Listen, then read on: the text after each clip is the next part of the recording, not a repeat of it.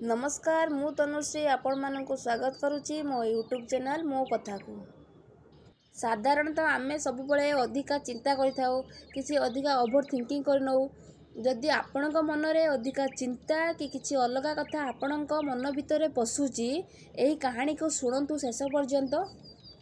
गोटे मठ थिला सेइथिरे बुद्धदेवंक 500 भिक्षु अर्थात 500 शिष्य थिले।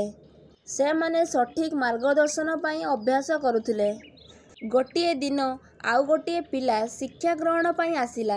सी बुद्धदेव अर्थात तांको गुरु को कहिला, गुरु मु मो निजकू जानिबाकू चाहूची, मु सत कौन जानिबाकू चाहूची, मु सत कौन देखिबा पाई बाहरी पड़ीची। गुरु कहिले तमे सतरे जदि सत जानिबा पाई चाहूच ताहाले तुमको पूरा जीवन दाव पर लगेया पाई पड़िबो। तापरे भी जଣା नहीं कि ग्यारंटी नहीं तुमे तुम निजको जानी पारिबो कि नहीं, सत जानी पारिबो कि नहीं, कौन तुमे एई पाई रेडी। शिष्य कहिला, गुरु मु एइठी की पछको फेरी जिया पाई आसिनी। गुरु कहिले जदि तुमे स्थिर करिच करिबो बोली ताहाले तुमे गोटिए काम कर। एई मठरे 500 शिष्य अछंती, तांको पाई चाउଳ कुट। सकाळुठू संध्या पर्यंत चाउଳ कुटिबो। जेतेबेले थकी जीवो सोई जीवो, पुणी ता पर दिन मध्य सेमिति करिवो। ता छड़ा आउ किछि काम विषय रे मध्य भाबिबनी। एई भली भाबरे सब दिन करि चलिबो। द्वितीय थर मो पाखकू आसीबनी। गुरु कहिले दरकार पड़िले मु तुम पाखकू जीवी।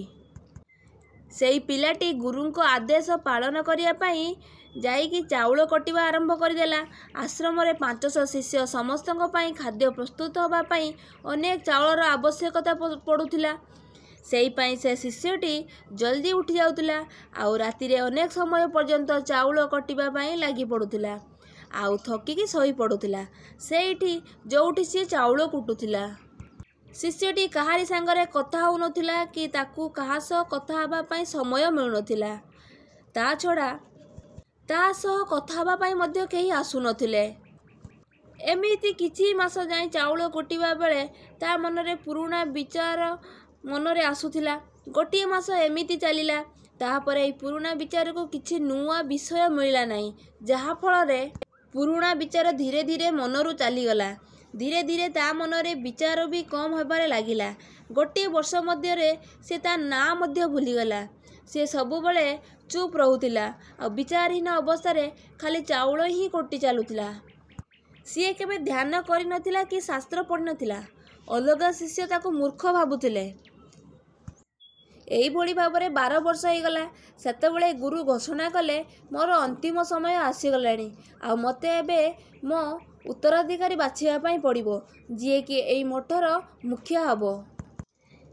एई पाई जदि के शिष्य अछ जे कि भाबुच ताकू आत्म साक्षात्कार होई जाइछि आउ निजको जानी सारिछि ताहाले राति को आसी मो कबाट पाखकू आसी कि थिबा कांथरे किछि लेखिबो जेउथिरे तम जीवनर सबु अनुभव लेखा थिबो। बहुत शिष्य एई भली किछि लेखिबे बोली भाबी नेले, किंतु मठरे सबु शिष्यंक मध्य जड़े प्रमुख शिष्य जहाँकि सेठी किछि लेखिला ताकू बौद्ध धर्म ग्रंथ विषय बहुत किछि जଣା थिला। अन्य शिशु मानकु लागुथिला से ही सेई मठर उत्तराधिकारी होई पारे। सेई प्रमुख शिष्यटी कौन लेखिथिला? सीए लेखिथिला जे मन एक दर्पण भलिया आउ जहा उपरे विचार आउ इच्छार धूली बसी जाए। एई धूली को हटाइबा ही ध्यान अटे। जहा उपरे धूली उठी जाए आ मन रूपक दर्पण सफा हो जाए से मोक्ष प्राप्ति करि नै थाए। ता पर दिन सकाळ हैला। जेतेबेले गुरु उठिले आउ देखिले कांथरे कौन लेखा हैछि आउ कहिले किए से बेवकूफ एई सब विचार मो कांथरे लेखिछि। से शिष्य जे लेखिथिला से चुप रहिला। से प्रमुख शिष्यटे जो लेखिथिला सेटा गोटे ज्ञान थिला, किंतु सेटा बही रे लेखा जाइतिबा ज्ञान। से कविता कांथरे लेखिला सिना एते चालाक जे ता ना कांथरे आउ लेखिलानी, कारण ताको निजको भी जଣା नथिला जे से लेखाटी ठीक कि भूल, कारण ताको आत्म साक्षात्कार होई नथिला। गुरु से लेखाटी को खारज करदेले आउ एई कथाटी पूरा मठरे चर्चार विषय होई गला। ଦୁଇ ଜଣ ଶିଷ୍ୟ ସେଇ ଚାଉଳ କୁଟୁଥିବା ଶିଷ୍ୟ କଡ଼ ଦେଇକି ଗଲେ, ଯିଏ 12 ବର୍ଷ ତଳୁ ଆସିଥିଲା ଆଉ ଯିଏ ଦିନ ରାତି ଚାଉଳ କୁଟୁଥିଲା।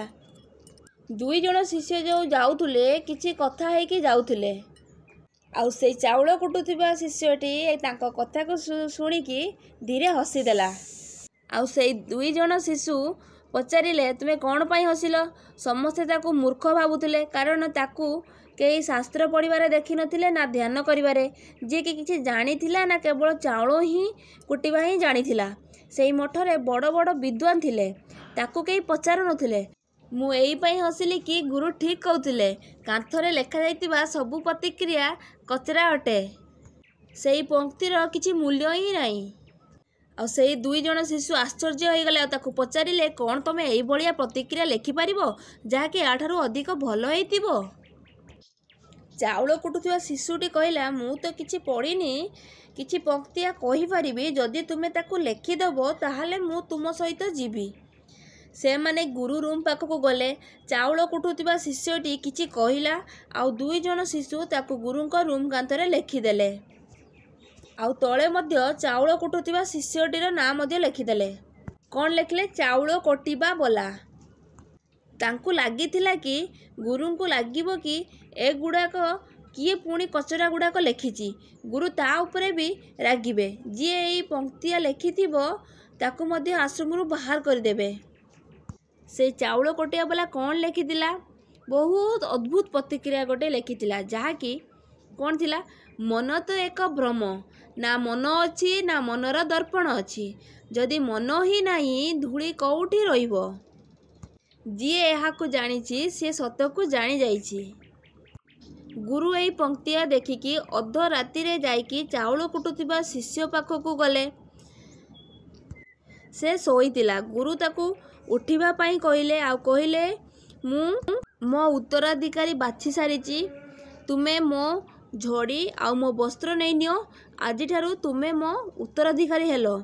କିନ୍ତୁ ଏଇ ମଠକୁ ଛାଡ଼ିକି ବହୁତ ଦୂରକୁ ଚାଲିଯାଅ, କାରଣ ଏଇ ମଠରେ ଥିବା ଅନେକ ଶିଷ୍ୟ ନିଜକୁ ବହୁତ ବିଦ୍ୱାନ ଭାବୁଛନ୍ତି, ଯିଏକି ନିଜକୁ ତୁମଠୁ ଅଧିକ ଶ୍ରେଷ୍ଠ ଭାବୁଛନ୍ତି। ସେମାନେ ତୁମକୁ ମାରିଦେବେ। ସିଏ ଏଇ କଥାକୁ ସ୍ୱୀକାର କରି ପାରିବେନି କି ଯେ ଜଣେ ସାଧାରଣ ଚାଉଳ କୁଟୁଥିବା ଶିଷ୍ୟଟି ମଠର ଉତ୍ତରାଧିକାରୀ ହୋଇଗଲା, ସେମାନଙ୍କଠୁ ଅଧିକ ବିଦ୍ୱାନ ହୋଇଗଲା। ଗୁରୁ କହୁଛନ୍ତି, ଯେ ଜ୍ଞାନ ମୋତେ ମିଳିସାରିଛି ସେଇ ଜ୍ଞାନ ତୁମକୁ ଚାଉଳ କୁଟୁ କୁଟୁ ମିଳିଯାଇଛି। ମୁଁ ଜାଣିଛି ତୁମେ ଯିଆଡ଼େ ଯିବ ଲୋକ ତୁମ ପାଖକୁ ଆସିବେ। ଯଦି କେତେବେଳେ ଫୁଲ ଫୁଟେ ତା ମହକ ଚାରିଆଡ଼େ ବ୍ୟାପିଯାଏ। ସେଇ ଶିଷ୍ୟଟି ଗୁରୁ ପାଦ ଛୁଇଁକି ରାତି ହିଁ ସେଇଠୁ ଚାଲିଗଲା। ଯଦି ଆମେ ଦେଖିଥିବା, ଧ୍ୟାନ କହିଲେ ଲୋକେ ଭାବନ୍ତି ଗୋଟିଏ ଜାଗାରେ ବସିକି ଧ୍ୟାନ କରାଯାଇପାରିବ, କିନ୍ତୁ ସତରେ କେହି ବସିକି ଧ୍ୟାନ କରିନଥାନ୍ତି। ତାଙ୍କ ମନରେ ବହୁତ କଥା ଚାଲିଥାଏ। ଧ୍ୟାନ ତ ଚାଲିତେ ଚାଲିତେ କିଛି କାମ କରିତେ କରିତେ କରାଯାଇଥାଏ। ଅସଲରେ ଧ୍ୟାନ ହେଉଛି ଆପଣ ଯେଉଁ ବି କାମ କରୁଛନ୍ତି ପୁରା ମନ ଦେଇକି କରନ୍ତୁ, ଯେଭଳିକି ଆପଣଙ୍କ ମନରେ ସେଇ କାମ ଛଡ଼ା ଆଉ କିଛି ପଶିବନି। ଯେଭଳି ଚାଉଳ କୁଟୁଥିବା ଶିଷ୍ୟଟି ଚାଉଳ କୁଟିତେ କୁଟିତେ ଆତ୍ମସାକ୍ଷାତକାର ପାଇଯାଇଥିଲା। ଯେତେବେଳେ ବିଚାର ରହିବନି, ମନ ଆପେ ଆପେ ହିଁ ଗାୟବ ହେଇଯିବ, ସେତେବେଳେ ଆମେ ଆମ ନିଜକୁ ଜାଣିପାରିବା। ଆମେ ଆମ ବାସ୍ତବିକ ରୂପକୁ ଜାଣିବା ପାଇଁ ହେଲେ ଅନ୍ୟ କାମ କରିବାର ଆବଶ୍ୟକତା ନାହିଁ। ଆମେ ଯେଉଁ ବି କାମ କରୁଛେ ସେଇଥିରେ ପୁରା ମଗ୍ନ ହୋଇଯିବା ଦରକାର। ଆମ କାମ ହିଁ ଧ୍ୟାନ ହୋଇଯିବ। ତେଣୁ ଧ୍ୟାନ ଆମର କାମ ନୁହେଁ, ଆମ କାମ ହିଁ ଧ୍ୟାନ ହେବା ଦରକାର। ଯଦି ଷ୍ଟୋରିଟି ଆପଣମାନଙ୍କୁ ଭଲ ଲାଗିଥିବ ଚ୍ୟାନେଲକୁ ସବସ୍କ୍ରାଇବ୍, ଭିଡ଼ିଓକୁ ଲାଇକ୍ ଆଉ ସେୟାର କରିବା ପାଇଁ ଭୁଲିବେନି।